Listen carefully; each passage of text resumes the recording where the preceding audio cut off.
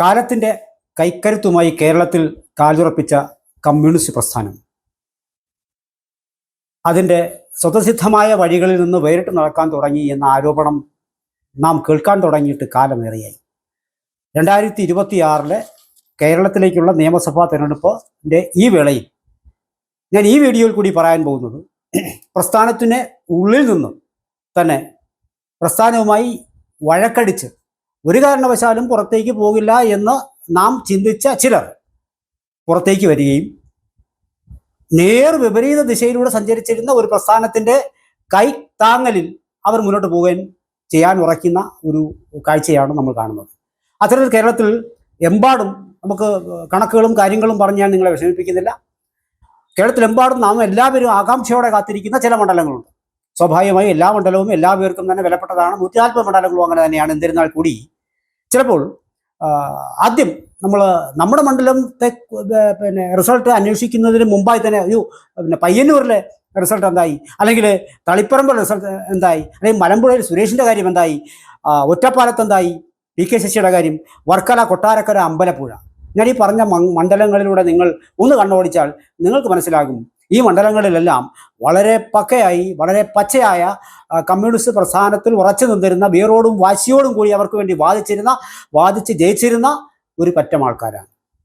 ഇവർ മറുകണ്ഠത്തേക്ക് ചാടി എന്ന് പറയാം, അല്ലെങ്കിൽ ഇവരെ മറുകണ്ഠത്തിലേക്ക് പോകാൻ അവരെ പ്രേരിപ്പിക്കുകയാണ് ചെയ്യുന്നത്.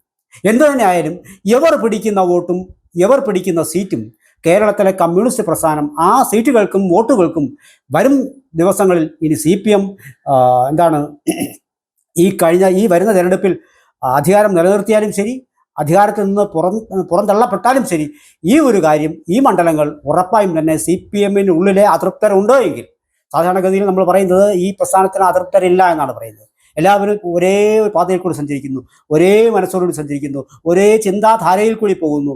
അങ്ങനെ ഒരുമിച്ച് നിന്ന് ചെറുക്കുമ്പോഴും അതിനുള്ളിൽ അതൃപ്തമായ മനസ്സ് നേറി നിൽക്കുന്ന ആൾക്കാർ ആരെങ്കിലും ഉണ്ടെങ്കിൽ ഇവർ പിടിക്കുന്ന വോട്ടും ഇവർ പിടിക്കുന്ന സീറ്റും നാളുകളിൽ കേരളത്തിലെ CPM-ന് വലിയ വില കൊടുക്കേണ്ടി വരും.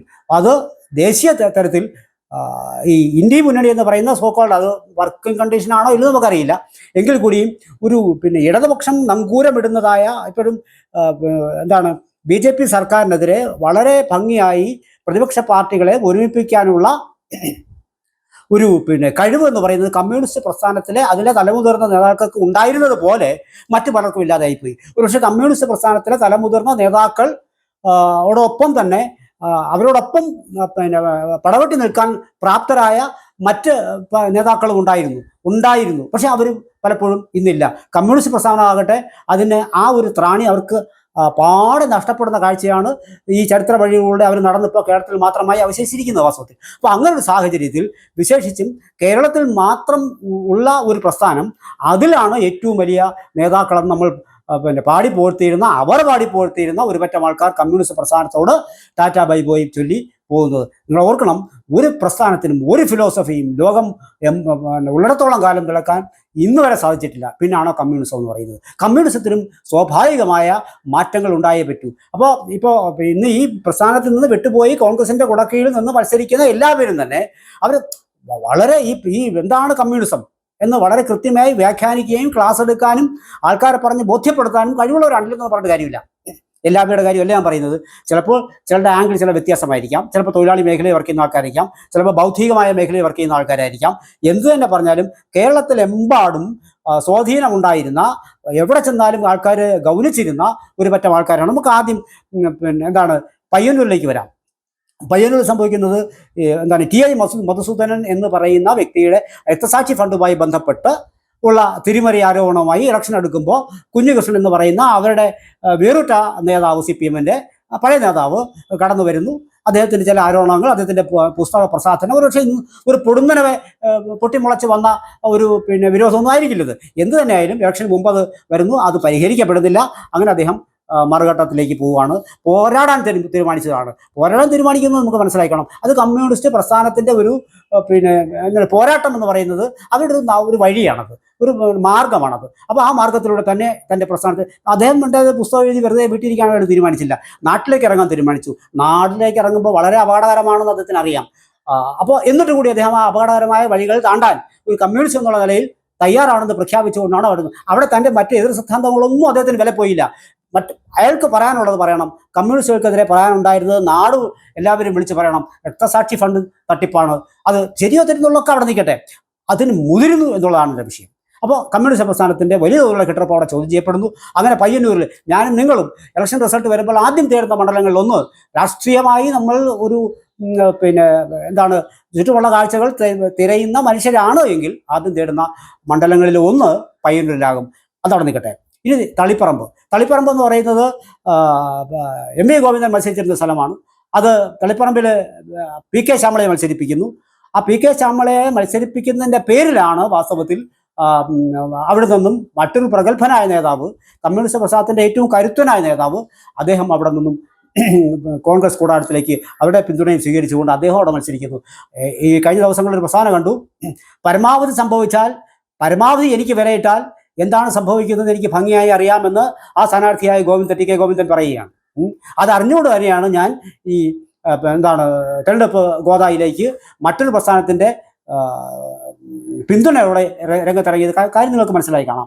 ആ പ്രസ്ഥാനം വിട്ടു കഴിഞ്ഞാൽ മറ്റൊരു നേതാവിനെ, ഒരു ചെറുപ്പക്കാരനായ നേതാവിനോടായിരുന്നു അദ്ദേഹത്തിൻ്റെ മറുപടി എന്ന് പറയുന്നത്. അപ്പോൾ പ്രസ്ഥാനം വിട്ടുപോയാൽ ഇതൊക്കെയാണ് സംഭവിക്കുക എന്ന് നാട്ടിലെല്ലാവരും അറിഞ്ഞില്ല ഇപ്പോൾ. അപ്പോൾ അത് അവിടെ നിൽക്കട്ടെ. പിന്നെ മറ്റൊന്ന് പറയുന്നത്, ഞാനോ എൻ്റെ ഭാര്യയോ എന്ന് പറയുന്ന ഒരു വിഷയമുണ്ട് ഇതിനകത്ത്. ഇനി ഗോവിന്ദൻ മാഷ് ചെയ്തതാണ് ശരി, പാർട്ടി ജില്ലാ ഘടകം എടുത്ത ഒരു തീരുമാനം അത് അങ്ങനെ തന്നെയാണ്, പി.കെ. ശ്യാമളയ്ക്കാണ് കൊടുക്കുക, അവർ പാർട്ടിക്കാരല്ലെന്നൊന്നും ഞാൻ പറയുന്നില്ല. അതാണ് അവിടെ സംഭവിച്ചതെങ്കിൽ പി.കെ. ശ്യാമള ജയിച്ചു വരട്ടെ. നേരെ തിരിച്ച് സംഭവിക്കാം. ഞാനീ പറഞ്ഞത് നേരെ തിരിച്ച് സംഭവിക്കാം. ഇവരെല്ലാം ഒന്നുമല്ലാതെ ആക്കപ്പെടുന്ന ഒരു സ്ഥിതിവിശേഷമാണ് കേരളത്തിൽ സംഭവിക്കുന്നതെങ്കിൽ ഈ പറഞ്ഞ എല്ലാ മണ്ഡലങ്ങളിലും കമ്മ്യൂണിസ്റ്റ് പ്രസ്ഥാനത്തിൽ നിന്ന് വിട്ട് അല്ലെങ്കിൽ പിണങ്ങി ഏതെങ്കിലും വർഷത്തിൽ മറ്റും എതിർചേരിയിൽ ചെല്ലുന്നു. ആ എതിർചേരിയിൽ ചെന്നിട്ട് അവർ ഒന്നുമല്ലാതായി പോകുന്നെങ്കിൽ അവിടെ കമ്മ്യൂണിസ്റ്റ് പ്രസ്ഥാനം ജയിക്കുകയാണ് ചെയ്യുന്നത്. അപ്പോൾ പിന്നെ നാളെ ഒരാൾക്ക് ഇങ്ങനെ വേറിട്ട മഴത്തുള്ളിയായി പെയ്തിറങ്ങാൻ കഴിയില്ല.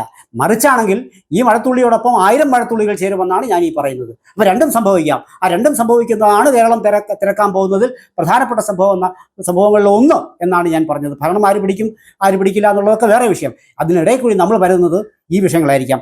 മറ്റൊന്ന് മലമ്പുഴ. VS-ന്റെ സന്തത സഹചാരിയായിരുന്ന സുരേഷ് പാർട്ടിക്ക് കത്ത് കൊടുക്കുകയും ഞാൻ നിൽക്കണോ പോണോ എന്ന് ചോദിക്കുകയും പാർട്ടി മൗനം പറയുകയും പോണെങ്കിൽ പൊക്കോടോ എന്ന് പറഞ്ഞിട്ടൊരു ചിരി ഗോവിന്ദൻ മാഷ് ചിരിക്കുകയും ചെയ്യുന്നു.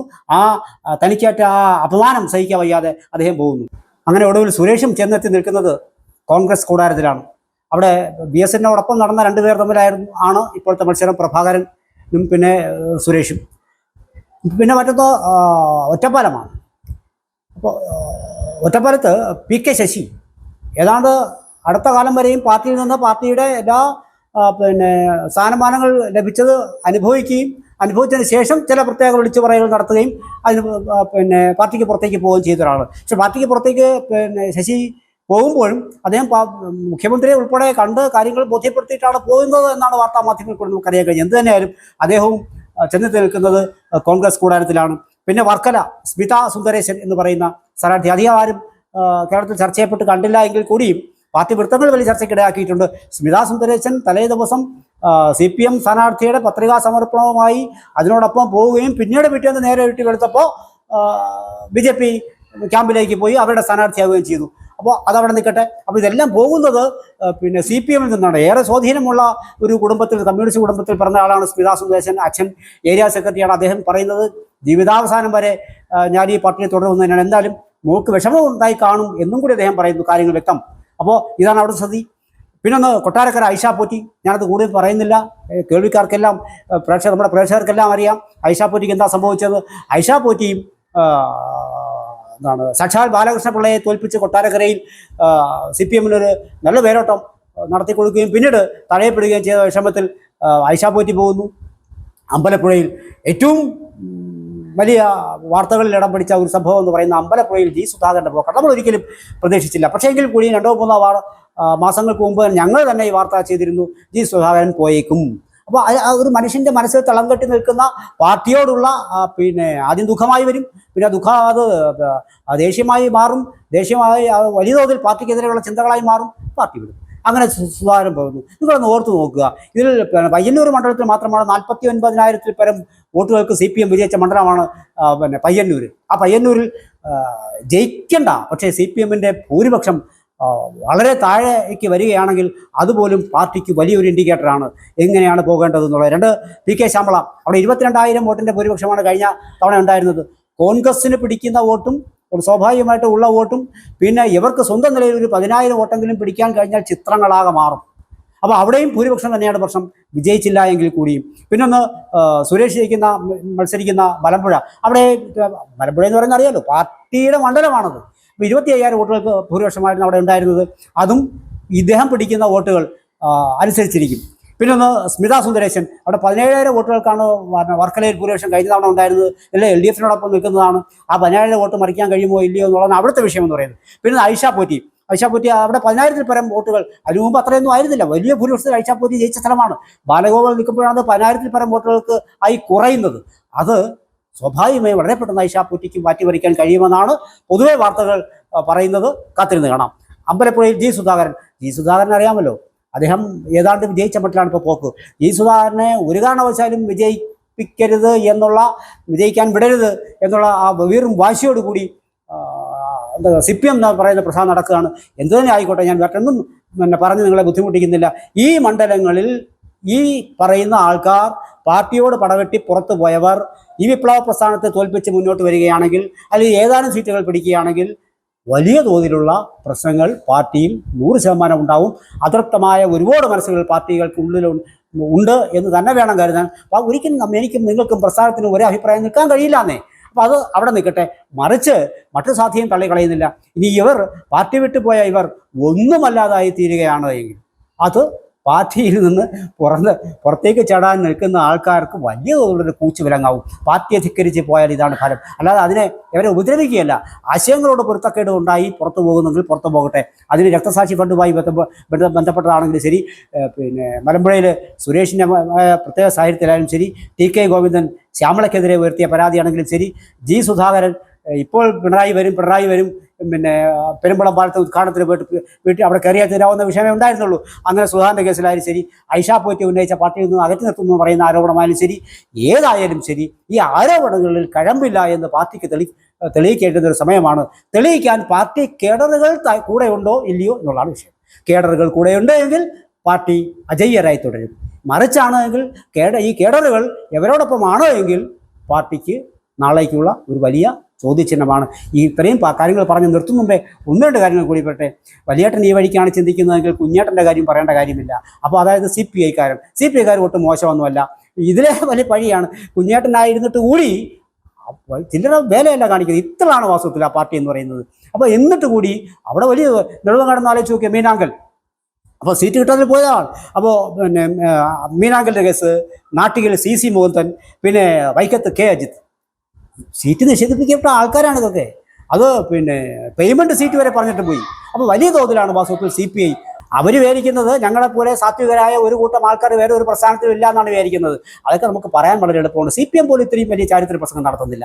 ആ CPIക്കകത്തുള്ള ചില കാര്യങ്ങളാണ് പറഞ്ഞത്. വിഷയമല്ല അതല്ലാത്തതിനാൽ അല്ലെങ്കിൽ കടന്നു പോകുന്നില്ല. ഒരു കാര്യം കൂടി പറഞ്ഞ് ഉറപ്പിക്കാം, ഇത് CPMൻ്റെ പിന്നെ എന്താണ് ആ കോട്ടയിൽ വിള്ളലുകൾ മാത്രമല്ല തകർച്ചയുടെ ആരംഭമായി മാറാൻ ഉള്ള ഒരു സാധ്യതയുണ്ട്. മറിച്ചാണെങ്കിൽ വളരെ വലിയ ശക്തിയോടുകൂടി CPM എന്ന് പറയുന്ന പ്രസ്ഥാനം തിരിച്ചു വരും. പാർട്ടിയാണ് ശരി എന്നത് ശരിയല്ലെങ്കിൽ കൂടി ശരിയാണെന്ന് തെളിയിക്കപ്പെടും. ഇത് തന്നെയാണ് അതിനകത്തൊരു വസ്തുത. ഈ മണ്ഡലങ്ങളുടെ പിന്നെ റിസൾട്ടിനായി നമുക്ക് ഇനിയും 1.5 മാസം കാത്തിരിക്കേണ്ടി വരും. കാത്തിരുന്നേ മതിയാകൂ. 1.5 ഇല്ല, ഒരു മാസത്തിൽ കുറച്ച് ദിവസങ്ങൾ കൂടി കാത്തിരിക്കാം. എന്നിട്ട് വീണ്ടും മറ്റൊരു വീഡിയോയുമായി ഇതിലെ പിന്നെ ഈ മണ്ഡലങ്ങളുടെ വിശേഷവുമായി ഞാൻ വീണ്ടും നിങ്ങളുടെ മുന്നിലെത്തും. പ്രവചനത്തിന് നമ്മൾ പിന്നെ ഒരു സാധ്യതയുമില്ല. മനുഷ്യൻ്റെ മനസ്സിലാക്കാനുള്ള ഉപകരണം എനിക്കില്ല. പാർട്ടിക്ക് തീവ്രത അളക്കാനുള്ള ഉപകരണം ഉള്ളപ്പോൾ പോലും മനസ്സിലാക്കാൻ അവർ കണ്ടുപിടിച്ചിട്ടില്ല. അതുകൊണ്ട് തന്നെ മനസ്സിലാക്കാൻ എനിക്ക് കഴിയുന്നില്ല. വരുംവരായികൾ മാത്രമാണ് ഞാൻ പറയുന്നത്. പിന്നീട് കാണാം.